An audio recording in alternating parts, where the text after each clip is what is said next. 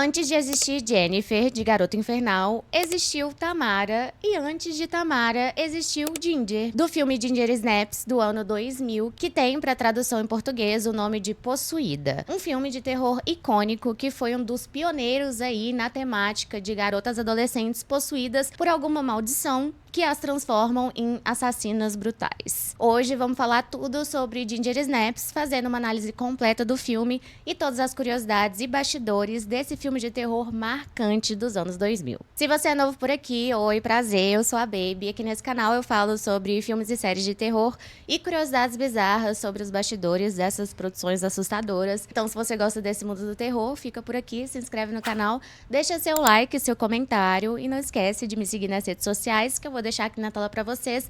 Quase todo dia tem vídeo curto e toda semana tem pelo menos 2 vídeos longos. Ginger Snaps é um filme de terror canadense lançado em 2000, dirigido pelo John Fawcett e estrelado pela Katharine Isabelle e a Emily Perkins. A história acompanha duas irmãs adolescentes, a Ginger e a Bridget, que vivem meio deslocadas ali no subúrbio da cidade, unidas por um vínculo bem intenso e uma visão bem mórbida do mundo. Tudo muda quando, numa noite, um ataque violento interrompe a rotina delas e a Ginger começa a passar por mudanças estranhas no corpo, no humor e na forma como ela enxerga todo mundo ao redor. Aos poucos, ela vai se transformando em um licantropo, sim, um lobisomem. E o filme usa das transformações corporais que acontecem com as meninas na adolescência, na puberdade, né, como a menstruação, mudanças hormonais, mudanças de humor e etc, para poder falar e explorar a metamorfose de um lobisomem, ou melhor, uma lobisoa, uma lobismulher, uma lobiswoman. Gente, não sei qual é o feminino de lobisomem. Vou chamar de lobismulher. A Ginger e sua irmã Bridget tentam encontrar uma solução para essa maldição e a relação das duas entra em um choque com segredos, medo e uma sensação crescente de que algo tá fugindo do controle. O filme começa apresentando as duas irmãs adolescentes de mais ou menos 15 e 16 anos ali, a Ginger e a Bridget. As duas têm uma fascinação enorme pela morte e carregam uma vibe bem dark, assim, meio rebelde, como se fossem elas contra o mundo. Elas são muito unidas e têm um pacto desde criança de ficarem juntas para sempre. Tanto que elas chegam até a planejar tirar a própria vida juntas. Como elas são bem deslocadas na escola, elas acabam tendo só uma outra, né? E essa obsessão com a morte também aparece nos trabalhos ali que elas fazem da escola. Elas apresentam um trabalho ali de umas fotos com encenações delas mesmas mortas de vários jeitos e é uma loucura. Elas são bem dark mesmo, trevosas. Em um momento na educação física, enquanto elas estão conversando, elas falam mal de uma menina popular ali na escola, a Trina. E essa menina descobre. Durante o jogo ali que elas estão jogando, que eu acho que é hockey, tá? Não sei. A Trina empurra a Bridget, que cai bem na frente de um cachorro ensanguentado e fica toda suja de sangue, sendo humilhada ali pelas outras colegas. O povo fica rindo da cara dela e etc. A Ginger fica com muita raiva do que fizeram com a irmã e até fala que, se for pra resolver isso, ela mata a Trina sem problema. Então já vemos aqui que, né? Mas a Bridget sugere outra coisa. Vamos, sei lá, tentar torturar ela, uma coisa mais leve, assim. Fazer algo que incomode ela. E elas bolam um plano de sequestrar o cachorro da Trina e encenar uma morte dele usando sangue e tripas só pra assustar ela e se vingar. Esse plano surge num contexto em que a cidade tá vivendo uma onda de mortes bizarras de animais. Vários cachorros aparecem brutalmente mutilados, com tripas pra fora e muito sangue, como se algum animal maior tivesse atacado. E foi isso que a Bridget viu ali na aula de educação física, quando ela caiu ali em cima dos restos de um cachorro. Os pais ali chegam a alertar os adolescentes para eles não ficarem na rua de noite, porque o perigo tá solta, né? Esse animal ou essa coisa que tá atacando os cachorros tá por aí. Mas mesmo assim, a Ginger e a Bridget resolvem sair à noite para poder executar essa vingança. No caminho, num parque, elas encontram mais um cachorro morto. E ele ainda tá com o corpo quente, como se ele tivesse sido atacado naquele instante, o que indica que o animal agressor pode estar por perto. Mesmo assim, elas não vão embora, pelo contrário, elas acham que talvez carregar aquele corpo daquele cachorro seria útil para encenar a morte do cachorro da Trina. Só que enquanto elas mexem nesse cachorro, a Bridget percebe sangue ali na Ginger. E a Ginger percebe que esse sangue, na verdade, é a primeira menstruação dela. Ela virou mocinha. E isso é um choque, né? Porque as duas sempre tiveram uma rejeição enorme a essa ideia de virar feminina, tanto que elas faziam de tudo para poder evitar menstruar e se manterem diferentonas ali. E o filme amarra diretamente esse momento da primeira menstruação da Ginger com o que acontece logo depois.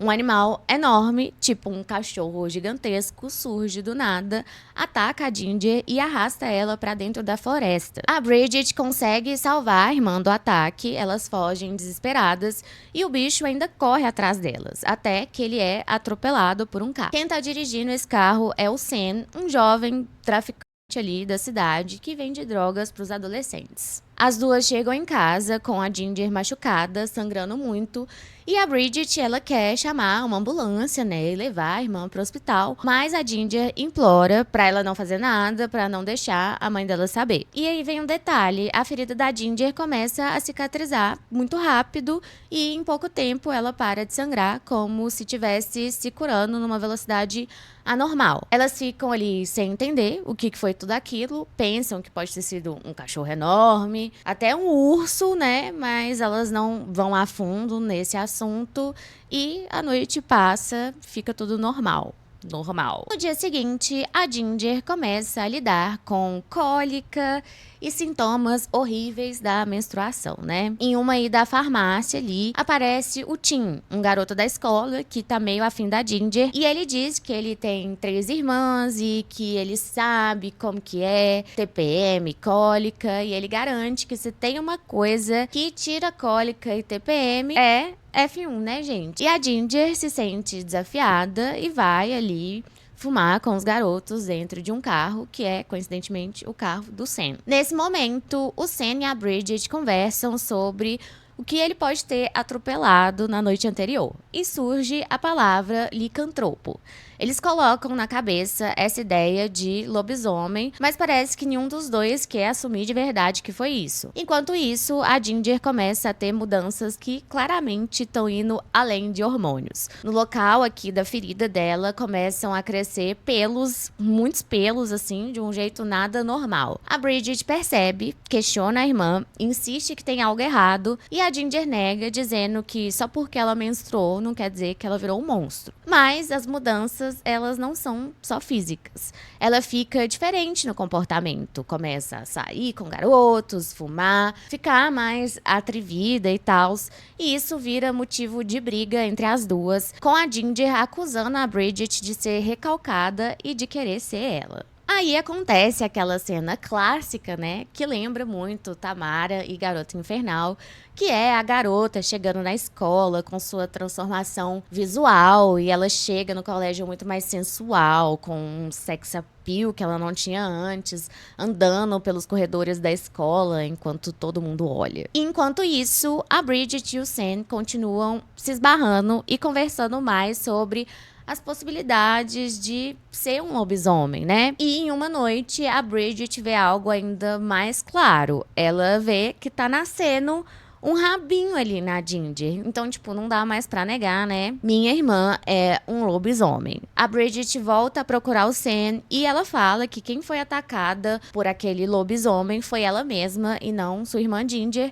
E os dois começam a estudar formas de deter aquela infecção. O Sam fala sobre a prata, né? Como algo que poderia purificar, e dá um brinco de prata ali pra Bridget tentar fazer alguma coisa com aquele brinco, usar aquele brinco, enfim. Em casa, ela mesma fura um piercing no umbigo da Ginger e coloca o brinco de prata ali, tentando, né, pra ver se isso ia diminuir os sintomas. Só que esses sintomas vão ficando cada vez mais intensos e agressivos, e o filme mistura isso com o período menstrual dela, com a ovulação, com os impulsos sexuais da menina. A Ginger, ela sente muita vontade de ficar ali com o Tim, eles pegam loucamente, e quando ela vai ali ali pros finalmente com ele. É uma coisa super agressiva, ela domina, ela machuca ele, é uma loucura. A ideia do piercing com prata era justamente tentar segurar essa escalada de agressividade que ela vai tendo. Em uma noite, a Ginger perde totalmente o controle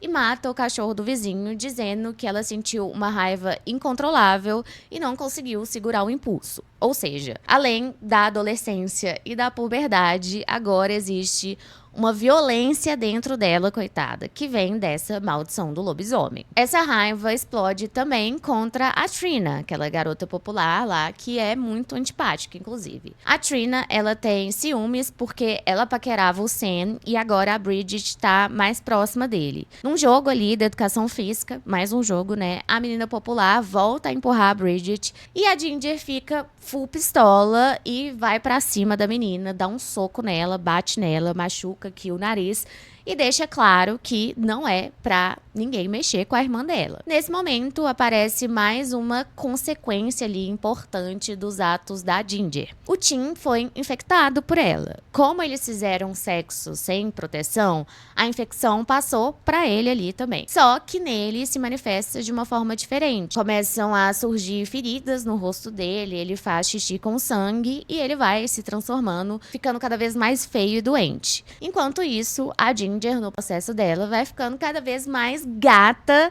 e com umas mechas brancas, assim, no cabelo e com uma aparência bem bruxona, assim.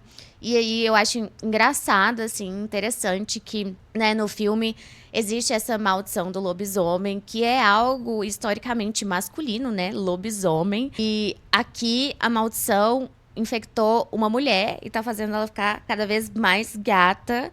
Enquanto no homem que foi infectado, o homem fica cada vez mais feio e horroroso. E ela é uma diva, gente. Achei tudo. Queen. Depois de vários atos violentos, a Ginger e a Bridget vão até o Sam. Ele ainda tava achando que a infectada era a Bridget, mas elas vão juntas ali. E a Bridget insiste que ele pode confiar na Ginger, que ela sabe de tudo, piriri pororó. O Sam fala então de uma planta rara que pode combater a infecção de dentro para fora.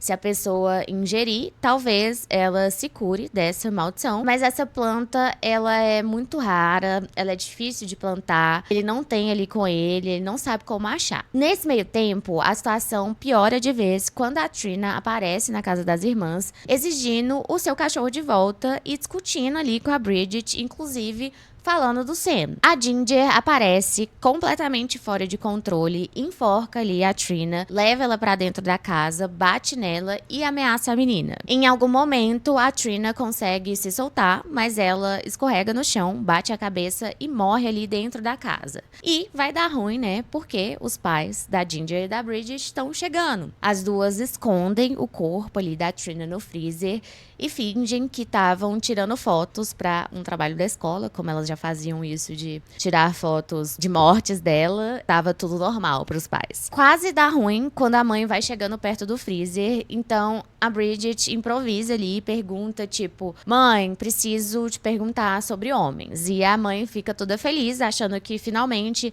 a filha ia se abrir, mas isso era só pra distrair e evitar que ela visse um cadáver ali. O pai, ele até desconfia e comenta com a mãe que as filhas estão passando a perna neles, que elas estão aprontando alguma coisa, mas a mãe responde tipo, você não entende de garotas. E de madrugada ali, as irmãs tiram o corpo do freezer, levam pro quintal e enterram a Trina ali, cavando uma cova rasa ali no quintal delas. Depois disso, elas decidem que a melhor opção é manter a Ginger em casa, escondida, sem ir pra escola. A Bridget tenta enganar todo mundo ali, ela fala pra escola que a Ginger tá doente e faz a mãe acreditar que a irmã tá aí nas aulas. Só que toda essa armação não dá certo, porque a mãe descobre e a Ginger não aceita ficar presa ali em casa. Ela diz que tá ficando louca, que quer sair. A Bridget, então, prende a irmã no banheiro, dizendo que precisa de um tempo pra poder entender e tentar achar alguma solução pra tudo, e que ela tem que ficar ali dentro do banheiro pra ela não se ferir e não ferir ninguém. E nesse momento também, pouco depois disso, a Bridget percebe que a mãe tem a tal da planta que pode curar a maldição. Ela tinha comprado ali numa loja de artesanato, enfim, ela tinha a cura. A Bridget pega a planta e vai até o Sam perguntar como que funciona e o que pode acontecer, né? E ele é direto, ele fala, pode curar ou pode matar, é tipo 8 ou 80. Eles preparam ali o líquido da cura, colocam numa seringa pra poder injetar na pessoa. E aqui, eu tinha esquecido de falar que o filme ele vai destacando a contagem de dias depois que a Ginger foi infectada, junto com a contagem de dias do ciclo menstrual e os dias até a lua cheia. Existe essa relação, né, do ciclo da lua com o ciclo da menstruação. E quando a lua cheia chega, né, é quando o lobisomem aparece e ela cai justamente no Halloween, no dia 31 de outubro aqui no filme. O Sam termina a cura e entrega pra Bridget e ele acaba revelando que ele sabe que quem tá infectada não é ela, que é a Ginger, e ele reforça o risco de,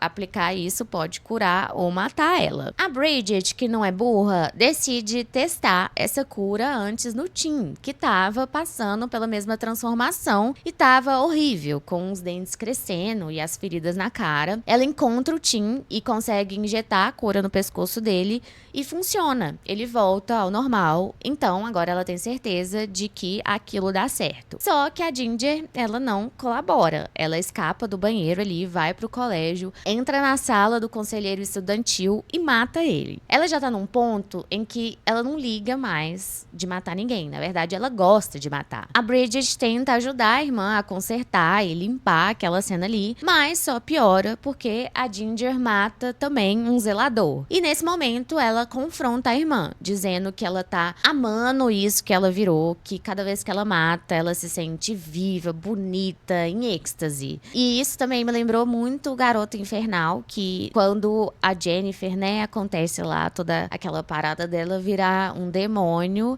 ela fica fraca e quando ela se alimenta, quando ela mata os caras lá em Garota Infernal, ela fica super diva, com a pele maravilhosa, o cabelo incrível, também tem aquele glow e ela também ama essa sensação de poder, né? A Ginger, então, tenta puxar a Bridget pro lado dela. Ela diz que elas tinham um pacto de ficarem juntas pra sempre, que elas poderiam fazer aquilo juntas, que a Bridget poderia virar um lobisomem também, e as duas iam fugir dali, iam ficar, matando geral juntas. Mas a Bridget, ela recusa, ela fala que ela não quer ser daquele jeito. A Ginger sai correndo e vai pra festa de Halloween que ia rolar ali numa estufa da cidade. Enquanto isso, a mãe das duas, gente, descobre que a Trina tá enterrada ali no quintal e percebe que as filhas estão envolvidas no que aconteceu com a adolescente. Só que, ao invés de brigar, a mãe resolve ajudar as garotas. Por carência ali de atenção, né? E por tentar se aproximar das filhas adolescentes e distantes. As meninas, inclusive, usam essa vontade da mãe pra poder enganar ela, mas mesmo assim a mãe decide ajudar. Ela dá uma carona ali pra Bridget e diz que sabe o que aconteceu, né? Sobre a Trina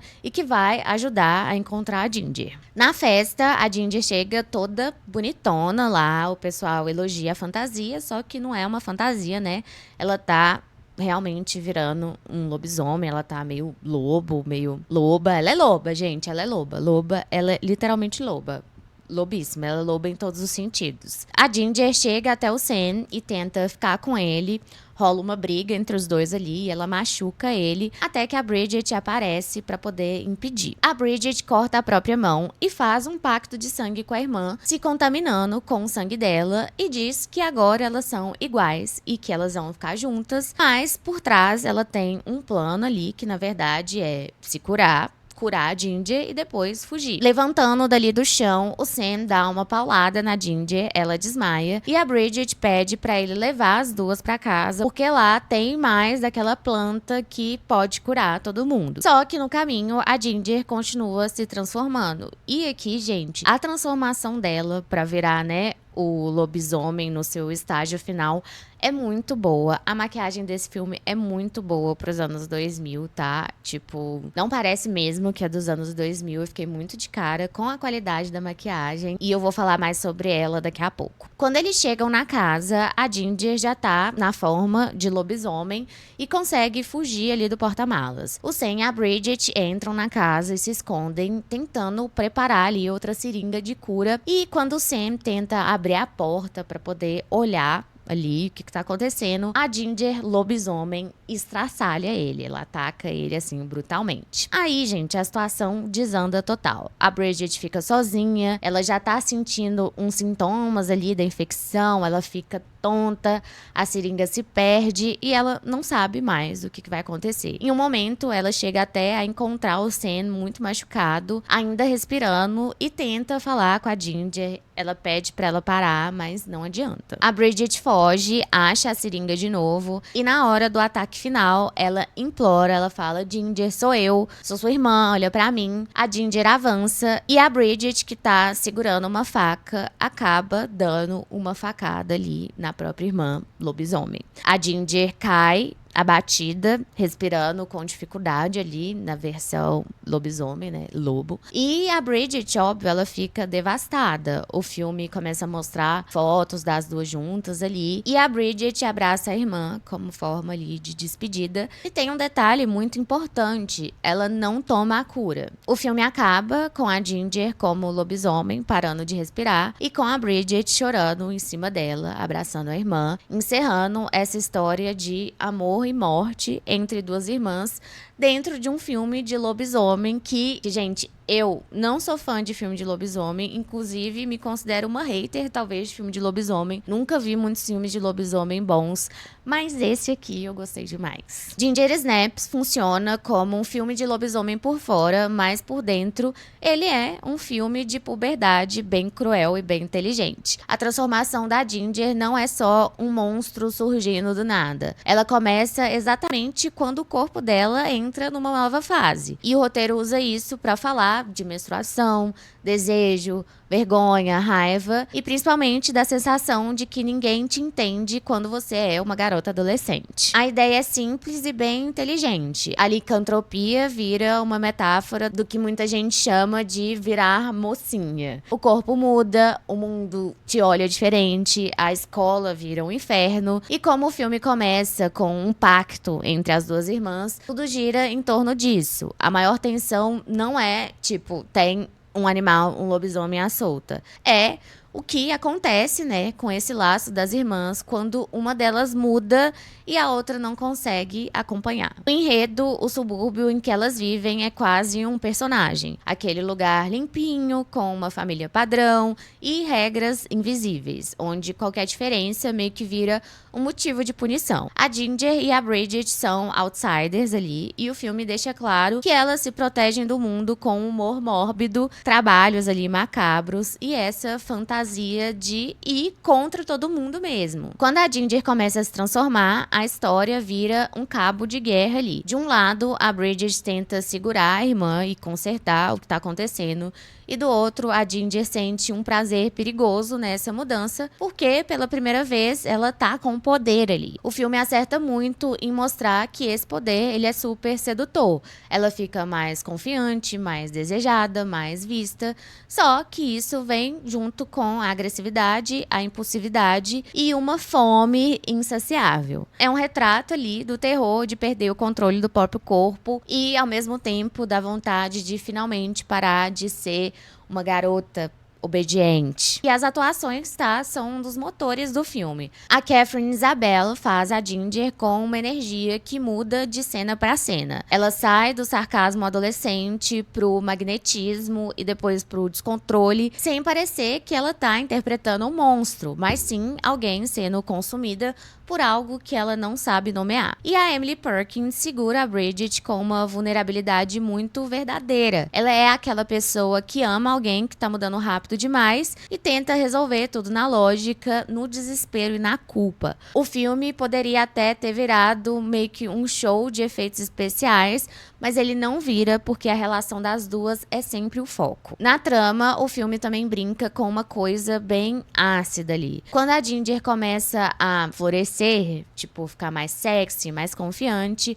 o mundo recompensa isso, mesmo que seja perigoso. Ou seja, a feminilidade vira ao mesmo tempo uma arma e uma prisão. E é aí que entra também o impacto do filme no papel da mulher no terror. Ginger Snaps foge do clichê, né, da Final Girl tradicional e também da representação geral de uma mulher no terror, sempre como vítima e como aquela sobrevivente pura que escapa porque é mais correta que os outros. Aqui em Ginger Snaps, as garotas são o centro, a ameaça, envolvidas ali por desejo, raiva, ambição, medo, culpa, amor. O filme coloca a adolescência feminina como algo digno de terror e de drama, sem ridicularizar, e transforma o grande monstro em uma protagonista trágica. No fim, o que fica não é só um filme de lobisomem adolescente. Na verdade, esse filme é um marco ali, vamos dizer, de como o terror pode falar de corpo e identidade feminina de um jeito íntimo e poderoso, mostrando que muitas vezes o monstro mais assustador não é o bicho lá fora, mas sim o que o mundo exige de uma garota quando ela começa a virar mulher. Bom, a ideia de Ginger Snaps surgiu quando o diretor John Fawcett e a roteirista Karen Walton estavam procurando um projeto para poder fazerem juntos. Ele queria muito criar um terror centrado em garotas adolescentes e a Karen topou com uma condição bem clara, que era justamente fugir dessas regras clássicas do gênero de tipo garotas correndo e se escondendo enquanto os homens resolvem tudo. Eles escolheram o lobisomem porque o John Fawcett sentia que existiam poucos filmes realmente bons de licantropia e porque ele queria, acima de tudo, contar uma história de metamorfose progressiva, mais na linha do desconforto corporal do que daquela transformação instantânea do lobisomem por causa da lua cheia. O filme teve sua estreia em um festival na Alemanha em agosto de 2000, mas no geral ele teve um lançamento mais limitado e foi crescendo mais com o tempo. Na recepção, ele se saiu muito bem com a crítica e com o público. Hoje em dia ele tem mais ou menos 90% de aprovação do Rotten Tomatoes, com muita gente destacando o elenco feminino forte e a metáfora da puberdade, né, de virar mulher, como um terror corporal. Já a bilheteria foi bem modesta, algo em torno de $572 mil no total, o que combina, né, com o tamanho do lançamento, que foi pequeno. Mas Ginger Snaps é o tipo de filme que ficou bem maior depois, quando passou a circular mais em VHS e em DVD. Em relação a elenco, as divas Emily Perkins e a Katharine Isabelle acabaram escolhidas porque elas leram juntas ali nos testes e elas tinham uma química muito convincente como irmãs. Uma outra curiosidade é que a Emily Perkins chegou a usar a peruca, o que é bem perceptível porque ela cortou o cabelo antes de ser confirmada no papel. As filmagens de Ginger Snaps aconteceram no Canadá, na região de Toronto, entre o fim de outubro e o começo de dezembro de 1999. Ou seja, eles pegaram um frio bem pesado e um ritmo de gravação puxado. Uma das coisas mais legais é que a sequência de abertura ali, com aquelas fotos encenadas das irmãs mortas, foi feita logo no primeiro dia, e como as meninas estavam cobertas de sangue falso, isso chamou a atenção de umas pessoas da vizinhança, e a equipe até precisou improvisar um camarim ali, usando o porão de um morador. E como o cronograma apertou em alguns momentos, eles chegaram a ter que filmar cenas que pareciam de dia, já à tarde da noite, e resolveram isso com um esquema gigante de iluminação para poder simular a luz natural, o que mostra que a produção teve que ser bem criativa para fazer o filme render com o que tinha. E a parte mais impressionante, né, que é a transformação da Ginger, não foi feita com CGI não, tá? Por isso que ficou bom, porque, né, o CGI nessa época não era muito bom, então que bom que eles não usaram. O diretor preferiu apostar em efeitos práticos com com próteses e maquiagem, e isso é um dos motivos do filme ainda funcionar tão bem hoje em dia. Ficou realmente muito bom. A ideia era que a mudança dela fosse mais um body horror, lembrando aquela sensação desconfortável de metamorfose de filmes como A Mosca. E por isso a transformação acontece em etapas, aos poucos, de um jeito bem físico, meio nojento e ao mesmo tempo fascinante. A Katherine Isabelle, que faz a Ginger, né, passou por sessões longas na cadeira de maquiagem, eram horas pra aplicar e mais horas pra remover, e dependendo do estágio de transformação, ela chegava a virar quase que um turno inteiro só montando a caracterização. Além disso, né, não era só colar as coisas ali e pronto, ela tinha que lidar com lente de contato, que atrapalhava a visão, as próteses nos dentes, que mudavam a fala, a pele abafada com muita camada de maquiagem, e até o caos de ficar coberta de sangue falso grudento, que dava bastante trabalho pra tirar no final do dia. E tem uma curiosidade bem tensa do filme, viu? Na época de pré-produção de Ginger Snaps, aconteceu uma massacre de Columbine. E isso virou um problema pro título, porque rolou todo aquele pânico, né, da mídia sobre violência e adolescentes, e o projeto sofreu bastante boicote por parte de diretores de elenco e também resistência de escolas que não queriam ceder locação para um filme sangrento e um ambiente escolar. O John Fawcett chegou a comentar que várias escolas negaram e que eles acabaram gravando em um set pequeno de corredores que outra produção já tinha montado. E tem um detalhe curioso, gente. O diretor já contou que eles chegaram de mandar o roteiro para Scarlett Johansson para poder interpretar a Bridget, mas ela não entrou porque a mãe dela leu sobre essas questões do boicote, da violência nas escolas e não quis que ela se envolvesse nesse projeto. Bom, Ginger Snaps virou uma trilogia com mais 2 filmes depois do original de 2000. A continuação direta, Ginger Snaps 2 Unleashed, que é Possuída, Força Incontrolável, e a origem em Ginger Snaps Back, The Beginning, que é Possuída 3, o início. E os dois foram lançados em 2004. Inclusive, eles foram filmados um na sequência do outro por causa do sucesso que o primeiro filme teve em DVD. A segunda parte, Ginger Snaps 2, é uma continuação que acompanha principalmente a Bridget lidando com as consequências do que aconteceu antes, com um tom mais pesado e sombrio, e ele foi lançado primeiro nos cinemas do Canadá em janeiro de 2004 e depois em DVD nos Estados Unidos em abril. Já o terceiro filme, Ginger Snaps Back, é um prequel. Ele volta pro século XIX no Canadá e reimagina a história com versões ancestrais das irmãs. A Ginger e a Bridget aparecem como equivalentes das personagens modernas. São as mesmas atrizes interpretando. E ele teve o lançamento em vídeo no Canadá e nos Estados Unidos no fim de agosto e início de setembro de 2004. Gente, não dá pra negar, né, que o impacto atual de Ginger Snaps é enorme. Ele virou um terror cult que ajuda a explicar por que tanto o terror moderno ama usar essa questão do corpo, da adolescência e da feminilidade como tema. E ele segue sendo uma referência quando o assunto é terror sobre garotas adolescentes, puberdade e transformações com uma subversão dos clichês do gênero. Gente, amo Ginger Snaps, amo Tamara, amo Garota Infernal. Inclusive, aqui no canal tem vídeo de Garota Infernal, vou deixar aqui pra vocês. Mas amo como esses filmes trazem, né, essa temática da garota adolescente, da mulher mais no poder, da mulher como um monstro, né, do filme, por mais que exista uma metáfora por trás do que é realmente esse monstro. São as mulheres ali no poder como as ameaças, e eu gosto como todos esses filmes abordam isso. Precisamos de mais filmes assim, inclusive se você tiver indicações de filme nessa vibe, deixa aqui nos comentários, e também deixa aqui sua opinião sobre esse filme, se você gosta de Ginger Snaps, se você já assistiu. E não esquece de se inscrever aqui no canal, deixar seu like e também hypar aí se aparecer o botão de hypar pra você, porque isso ajuda muito no crescimento do canal. Beijos aterrorizantes e até o próximo vídeo.